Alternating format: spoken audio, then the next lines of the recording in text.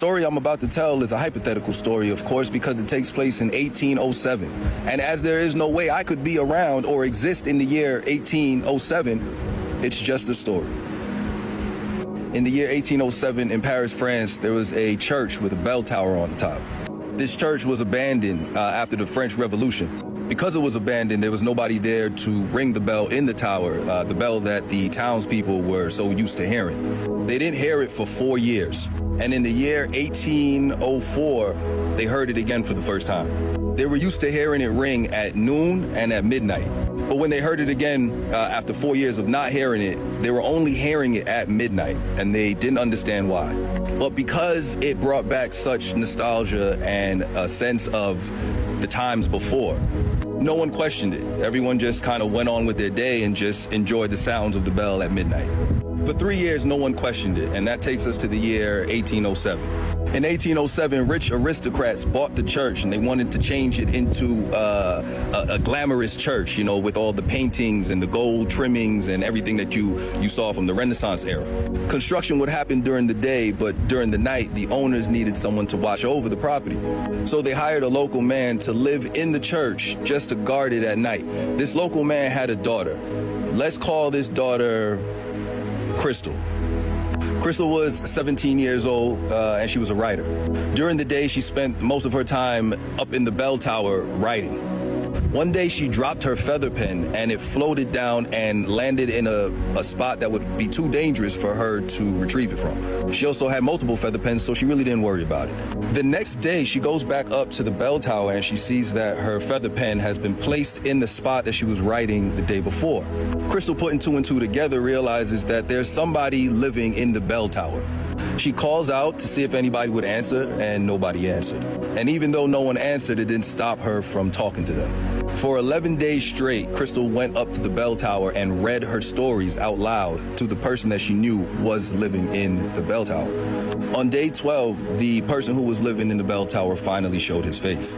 Let's call this person Ronaldo.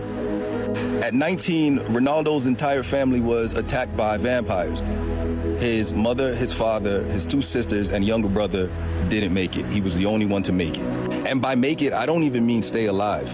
I mean, he was the only one to be transformed.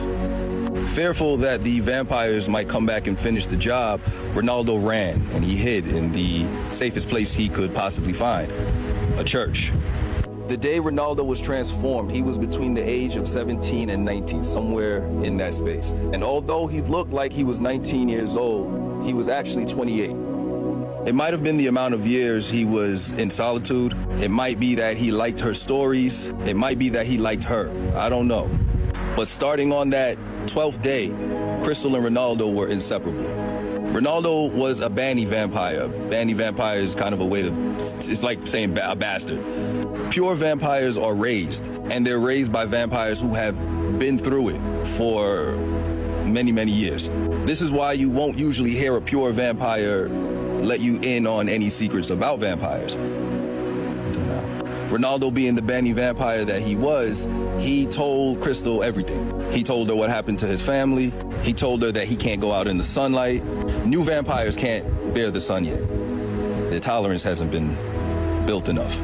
He told her that he feeds off of livestock from different farmlands around the area. He told her everything. Every piece of new information that he gave her made her fall even more in love with him. She thought that he was a manifestation of all the stories that she had written over the years. 2 years later, Crystal's father dies, and the owner of the church asks her if she wants to take over the duties, and naturally she said yes. Over the years, the church never got the attention that it should have gotten because rich aristocrats will do that. They will buy things and then just forget about them because money corrupts the mind. It corrupts the mind, makes people materialistic. Anyway, luckily for Crystal and Ronaldo, they were able to live in that church unbothered for the next 15 years. Until one day, a group of boys, there's 3 of them, came into the church in an effort to figure out who is ringing the bell in the bell tower. Crystal wasn't there at the time, but Ronaldo was. The three boys explored the bell tower in an effort to find any evidence of who might be up there, and they found it.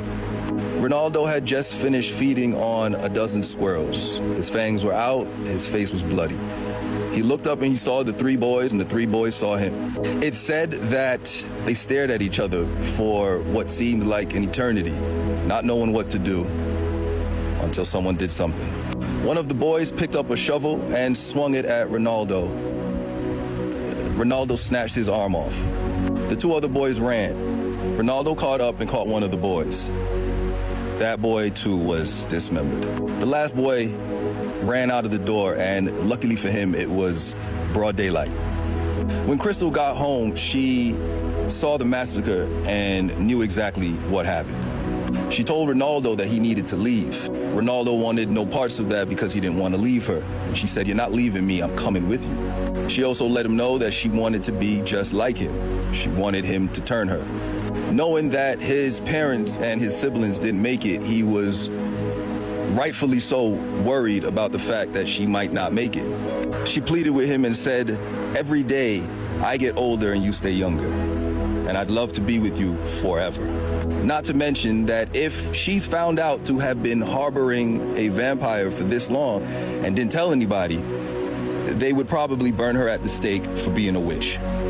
When she laid it out like that for him, Ronaldo agreed to try and change her. He bit her, he bit himself, she drank his blood, and after 8 hours, she luckily turned.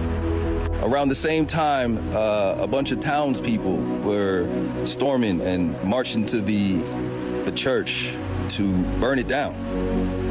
And that they did. They burned that church to the ground.